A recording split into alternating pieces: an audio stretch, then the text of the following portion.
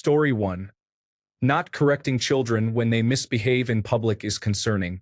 I understand feeling overwhelmed, but it is important not to let kids run wild in stores or nail salons.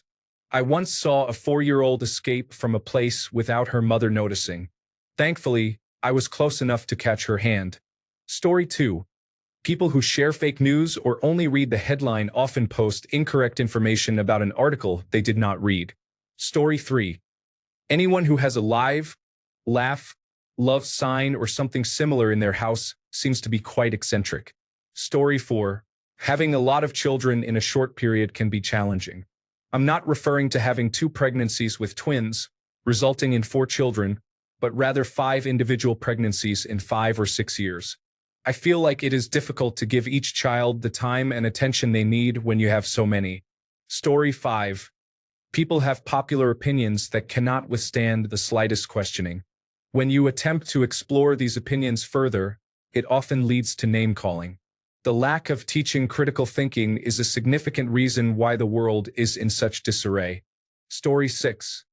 People who have children they cannot afford concern me. It's one thing if you have children and then experience a change in circumstances. No one should judge that. However, those who are in a difficult financial situation and continue to have children regardless drive me crazy. Story 7. If there is one type of person I cannot stand, it is those who play music loudly on speakers in national parks or during hikes. Most of us are trying to enjoy nature in its purest form, so please have your mini concert elsewhere. Story 8. Knowingly sleeping with someone else's partner is something I will never understand. I used to dislike hearing my coworkers brag about being involved with a friend's boyfriend or someone else's husband. They thought it was amusing, but I found it repulsive. Story 9.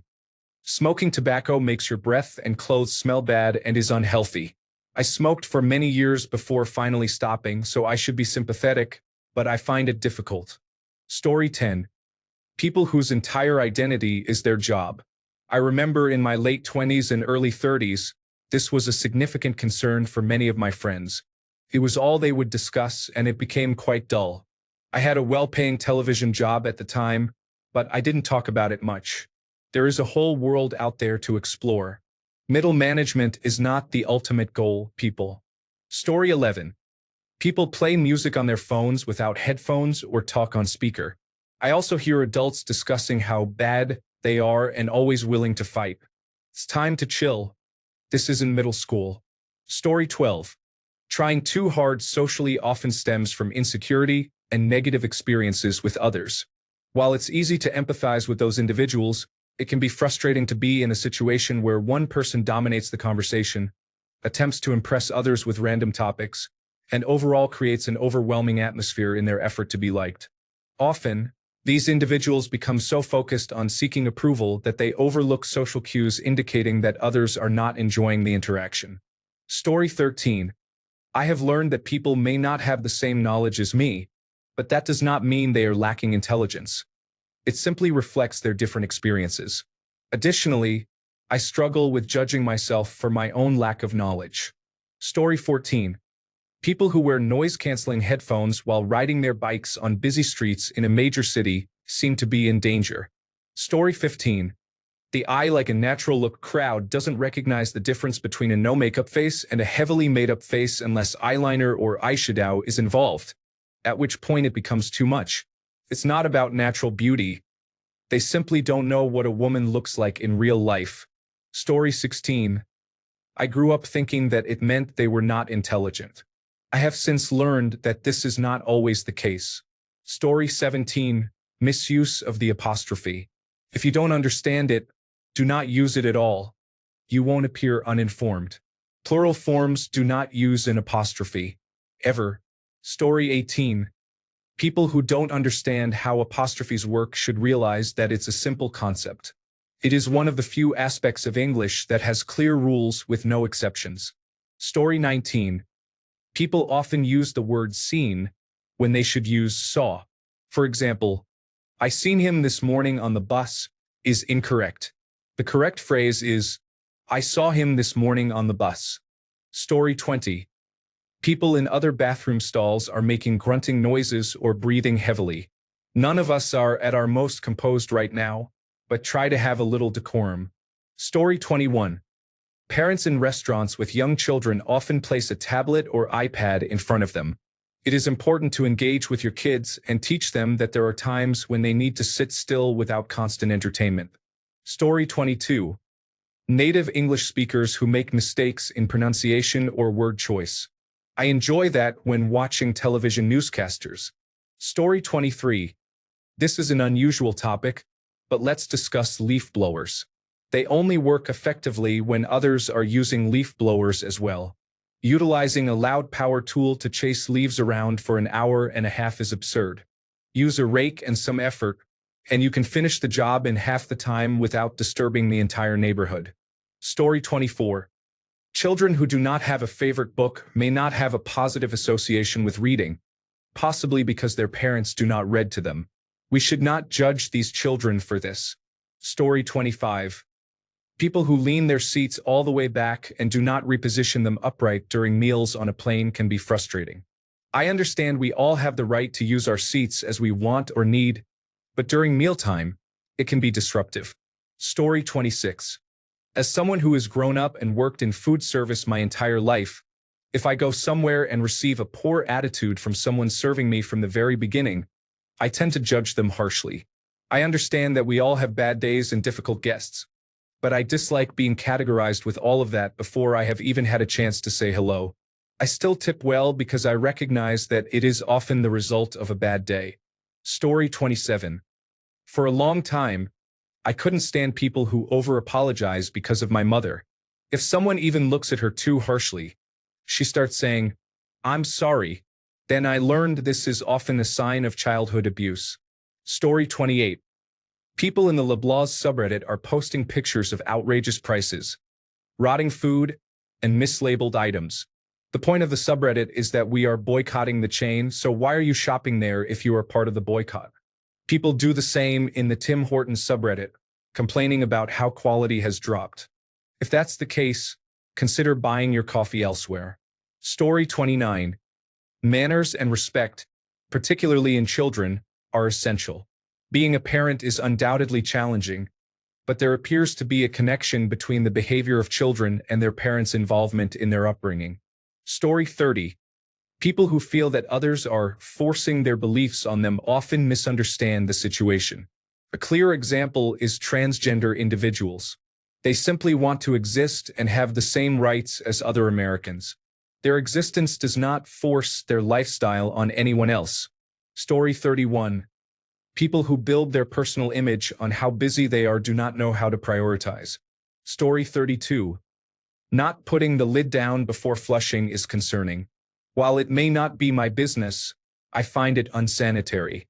It's quite off-putting. Story 33. I will always judge those who point out flaws in someone's physical appearance or things they cannot control. No, you are not being helpful. You are just being unkind. Story 34. If a parent has nice hair and expensive clothes, but their children look unkempt or unclean, I understand that there may be circumstances that warrant it. However, please know that I am silently judging you. Story 35. Judgmental Reddit users are too busy walking around with their noses in the air. They should let people live their lives. Of course, I dislike everyone, so what do I know? Story 36. Those extremely overweight, morbidly obese individuals render themselves bedridden and unable to move, but continue eating snacks and fried chicken until they have to tear down a wall for a forklift to pick them up. I know I shouldn't judge them. They have a mental illness, but... Story 37. Botched plastic surgery and injections. I feel bad and won't tell you to your face, but we both know you made a poor decision. I understand that mental health is challenging, and I shouldn't judge you, but I do. Story 38. People who complain about the enforcement of low-level laws, such as issuing tickets for distracted driving, often start with the phrase, "Don't they have anything better to do?" If the law is not going to be enforced, then why have it? Story 39. Running in airports. My first assumption is always that they arrived late rather than kinder explanations like a delayed connecting flight or a single customs agent on duty. Story 40. People who let their kids watch iPads and phones at restaurants and have the speakerphone volume on loudly the entire time are absolutely uncalled for. It ruins my evening. I start swearing louder and louder. Story 41. Eating too much doesn't bother me if someone is overweight, but seeing someone consuming more food for lunch than I eat in a couple of days really grosses me out for some reason. Story 42. Influencers who pretend to wake up on camera as if they hadn't just gotten up to set their camera up. It's quite petty, I know. Story 43. Their outlook on life influences their perspective. If they are always looking for the worst, they cannot see the positives in their own or others' lives. Story 44. Adults who mispronounce ordinary words. Italy, Illinois, Arkansas. I know it's silly, but you asked. Story 45. I work in childcare, and I know that I shouldn't judge, but I get really tired of parents who have children in care from 7 a.m. to 6 p.m. I'm talking about little babies. We had a child start at just 17 days old, attending care for 55 hours a week. It's too much for such a young child. Story 46. People who fart in the presence of others have never understood it and will never support it. Story 47. Having children can be challenging, especially if you feel unprepared to manage the responsibilities that come with it. There are many factors to consider, but if you are not ready, it may be best to wait a bit longer. Adoption is one option to explore. Please remember not to negatively impact a child's life, as they did not choose to be here. Story 48. If they are dirty or have really bad breath. I understand that some people may be experiencing depression, neurodivergence, homelessness, or other reasons for not being able to maintain personal hygiene, and I should approach these situations with more compassion. Story 49. Working in sales. If you are a good listener, I will never look elsewhere. If you are a poor listener, I am trying to exit this conversation and hope we never cross paths again. Story 50. Dramatic or falsely positive social media posts, such as, if you can't handle me at my worst, you don't deserve me at my best, or random, you've got this posts. Story 51. Never looking up from their phones while walking in public. I understand that people can do what they want, but I really don't want to witness someone getting harmed because their phone was more important than paying attention to where they were walking. Story 52. Walking gait involves challenges such as knock knees, ankles at awkward angles, flat feet, a head pointed down, and uneven shoulders. Many individuals struggle to navigate the pavement due to painful shoes and leaning to one side. How do people keep going? Story 53. When someone is closed-minded and opinionated to the point of rudeness and willful ignorance, it is acceptable to stand by your convictions, but it is important to do your research and fact-check. Please provide valid proof that you are knowledgeable about the topic and avoid resorting to insults toward those with differing opinions or lifestyles. Story 54. Wearing hats at the dinner table and inside too, but less so in this context. People who use accessibility tools that they do not require can be frustrating, even if it seems petty. It is different from the last case, but it is similar. It bothers me when individuals who do not need assistance use mobility carts at the store. Those carts are intended for people with disabilities. Story 55. Anything. Free will doesn't exist, so judgment isn't really ever correct, but I don't think I can stop. Story 56. General ignorance. I'm not referring to intentional ignorance. Some people lack knowledge, are misinformed, or were never exposed to certain information. I could take the high road and acknowledge that it would be better to guide and educate. However, I tend to silently judge people for their foolishness. Story 57. People whose children are in the hospital or who are hospitalized themselves often feel compelled to share all the details, including photographs and videos, online. I broke my foot today. Here I am in full makeup and my perfect false lashes. The photos often show them making exaggerated expressions or close-ups of their injuries. Are they really that desperate for attention? It's even more frustrating when it involves their sick or injured children. Put down the camera and comfort your child. Story 58. People who put 1,000,000 rubber ducks on the dashboard of their Jeep are overdoing it. You're already in a Jeep, buddy. That's bad enough. Story 59. I have had several negative experiences with people who share the same name, so I tend to associate certain personalities with that. When I meet a new person with the same name, I have to make a conscious effort not to judge them negatively before getting to know them. However, so far, they have often proven my assumptions correct. This doesn't mean we can't get along. It just takes me more time to warm up to you. Story 60. I am quite judgmental. I agreed with most of these. I say most because I was agreeing with every one of them, and I do not want to be so judgmental. Story 61. People who choose to create more than one human being when they can be caretakers of another person, not related by blood, and improve their life out of love. Story 62. People who stand too close to you in public when there is plenty of room. Story 63. People who use neurodivergent as an excuse to seek special treatment for things that are generally disliked, but that others have learned to manage. Story 64. People who use semicolons in online posts may find them to be a useful grammatical tool, but they have been misused by many for years. Sometimes it is appropriate to let a bad trend ruin a good thing.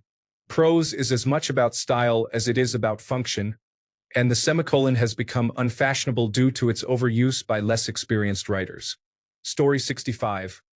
When their child is being difficult in public, I know there are many factors that contribute to this behavior, but I will never understand how parents can just stand there and not address it or try to diffuse the situation. Story 66. Talking loudly on the phone on public transit for over 5 minutes on speakerphone without headphones is something I believe people should be judged for. Story 67. People who don't understand no when I say I don't want to drink, and those who are convinced I'm a loser because I don't like clubs. Story 68. People who post pictures of their children on the internet, especially if they subject them to beauty pageants, do not seem to act like responsible parents in my opinion. Story 69. Grown adults using the wrong your and to. Not writing as often as you did in school is not an excuse to overlook something basic you learned in middle school. Story 70. I don't care what your story is, but if you have children in your home and there's sticky dirt and grime on the floors and it's cluttered, I will judge you. Those kids deserve a clean home. There's a huge difference between a tired mom's mess and some of the dirty houses I've walked into where people are raising their kids. It makes me cringe just thinking about it. Story 71. Being a poor leader. However, they should be judged because they are negatively impacting many people's lives. Story 72. Grown individuals sharing their personal business or negative opinions and struggling with spelling are quite concerning.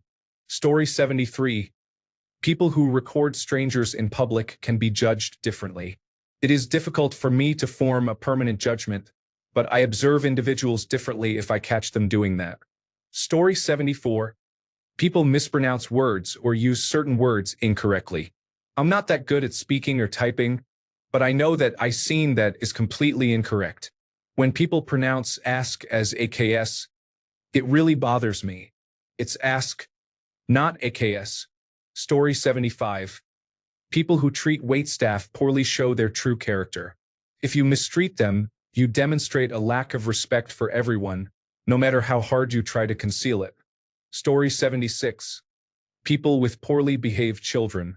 I know that it's wrong to judge kids, and it's not always the parent's fault. Sometimes a child will just be a child. But I'll always silently judge both of them, and I wish I could stop. Story 77. Tattoos. I know it may seem shallow or judgmental on my part, but I immediately assume that people with tattoos have a history of poor decisions and are likely to make further poor decisions in the future. I'm not proud of this perspective, but there it is. Story 78. Poor grammar skills. Philistine or shallow tastes in films. There are other films out there besides blockbusters. Story 79. Having another child with the same person who does not take care of the first one or the fourth and then crying about it. Story 80. Lack of understanding. I recognize that people cannot control how they were born, but I still form judgments about them. I am not referring to individuals with mental disabilities, just those who are generally below average in their critical thinking skills. Additionally, people who believe in global conspiracies, astrology, anti-vaccine propaganda, crystal healing, psychics, and worship of deities may also fall under the category of lacking understanding. Story 81. Wearing printed tops and printed bottoms simultaneously is excessive. Choose either a top or a bottom, not both. Story 82. When someone tells me they have self-diagnosed a condition, especially dissociative identity disorder, it is not valid. It has never been valid, and I will not entertain it. If you believe you have this condition, it is important to get tested. Yes, it may take some time, but that is the purpose. The testing process is designed to eliminate other possibilities and provide you with an accurate diagnosis. Refusing to undergo testing only strengthens my doubts about your self-diagnosis. Story 83. As soon as someone tells me they go to church, I immediately judge them silently. I shouldn't, though, because people would judge me for not going to church as a child. Story 84. In all honesty, addiction, whether to drugs or alcohol, is a serious issue. I find it difficult to understand those who have literally ruined their families' lives because of it. When damaging your own child isn't enough to prompt change, losing close friends and family isn't enough, losing your home, losing your children's college funds, and wasting millions of dollars isn't enough, it is hard to comprehend. Some individuals have even come close to harming others, yet that still doesn't catalyze change. For some, there seems to be no rock bottom, and it completely boggles my mind. It is concerning that these individuals do not take a moment to look in the mirror, recognize their wrongdoings, and strive to pursue a better path in life. If their addiction only affects them, they might feel free to make their choices. However, I have no respect for behavior that starts to impact others, and yes, I do judge it. Some people argue that we shouldn't judge because addiction is a disease. But the decisions to seek out drugs or alcohol and engage in harmful behaviors are a series of choices individuals make. Nobody chooses to get cancer or cerebral palsy. Those are diseases, whereas addiction often involves making specific lifestyle choices. That is my honest opinion. Story 85. People who use poor grammar or cannot spell are often perceived negatively, especially if English is their native language. Story 86. Individuals who film themselves eating and loudly smack their lips, lick their fingers, and act inappropriately. Why is this happening? Story 87. People's appearance. I have caught myself on more than one occasion judging someone. Then I stop and think, I look the same. I have done the same. I can't say that. I try to correct myself, but it is definitely not easy. I know I shouldn't, but I can't help it sometimes. Story 88. If they use ketchup on everything, I understand it's their choice, but I find it distasteful. Story 89. Picky eating. It's one thing if you have allergies or medical conditions, but you are 30 years old, Susan. You should have a more varied diet than chicken tenders and macaroni and cheese. Story 90. Tattoos. I'm old enough that tattoos were considered low class when I was growing up. I work with people who have tattoos, and I have to consciously stop myself from making a character judgment each time I see them. Story 91. Adults of sound mind and body are not working, not trying to educate themselves or train for job opportunities, not cleaning up their homes or cars, nor properly taking care of their children or pets. I understand the challenges. Drugs, poverty, poor upbringings, traumatic backgrounds, and cycles of abuse are real. Working families have many responsibilities. However, I look around and see how much people have or how much help is available or offered, and I still see people who are not even trying sometimes. Being an adult is hard. I get that. It is hard for everyone. But it is the responsibility of adults to take action so their children, coworkers, and communities do not suffer from their lack of care, concern, or sense of duty to others. Story 92. People who use he or she instead of they, when the gender of the person being referred to is unknown, often do so in books and instructions. For example, the phrase he or she could use sugar as a replacement is frustrating. Thanks a bunch for sticking around till the end of the video. Remember to subscribe, and until next time, stay awesome and goodbye.